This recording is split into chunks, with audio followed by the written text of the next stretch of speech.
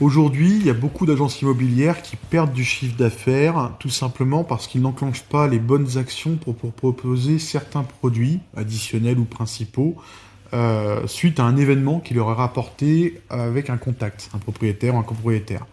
Et du coup, cette perte de chiffre d'affaires, même si elle ne se fait pas en instantané parce qu'elle peut être gérée plus tard, il y a un décalage de délai dû au retard qui est pris dans la récupération de l'information pour proposer un produit qui entraîne du coup ce chiffre d'affaires qui est manquant sur une année N. Pourquoi cette réflexion elle est arrivée? Tout simplement parce qu'il y a des événements clients qui souvent passent sous le radar au sein d'une agence immobilière.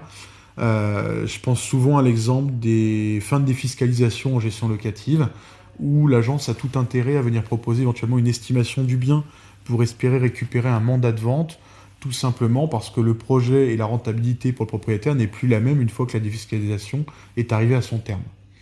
J'en parlais avec quelqu'un du milieu, une directrice d'agence récemment, et c'est vrai que même la façon de gérer les contacts entrants pour de la prise de mandat, parfois est faite de façon très artisanale. Il n'y a pas de rappel, de tâches, de calendrier en ligne, etc. Et du coup, il y a un suivi qui se fait beaucoup de tête. Et c'est ça qui est assez étonnant dans un métier où il y a tellement de logiciels proposés qu'il n'y a rien qui permette de centraliser l'ensemble de ces informations pour pouvoir déclencher directement des rappels aux bonnes personnes au bon moment. La vente croisée, elle repose pas spécialement uniquement sur l'humain, tout simplement parce qu'un agent immobilier, c'est un vendeur et c'est un métier extrêmement humain, et lui, il sait quoi proposer à quel moment. Mais il n'a pas souvent le petit rappel qui lui dit tiens, c'est le bon moment pour proposer ça. Et donc c'est là que c'est important d'être structuré et d'avoir des systèmes qui vous permettent d'avoir du coup ces rappels de tâches pour effectuer la bonne proposition de produit.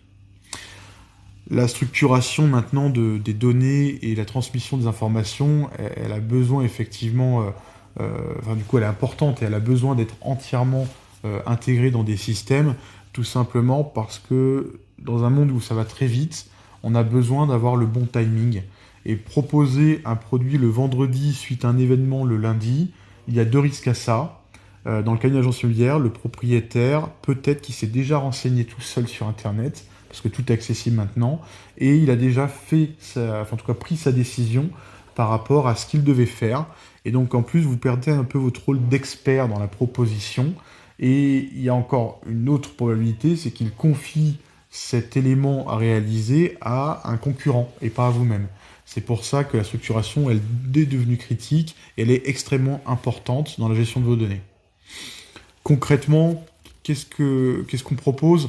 On propose directement de récupérer l'ensemble des données propriétaires, copropriétaires, locataires au sein d'un écosystème unique qui va permettre en fonction d'un déclencheur, donc une date, un événement, de pouvoir envoyer une tâche directement à la bonne personne de votre équipe. C'est ça qui va vous permettre directement de piloter correctement les remontées d'informations, mais encore plus de pouvoir les mesurer. Et c'est utile parce que si vous ne pouvez pas mesurer directement le traitement de vos données et de vos datas, bah, ça veut dire que vous ne savez pas si concrètement ça fonctionne ou non.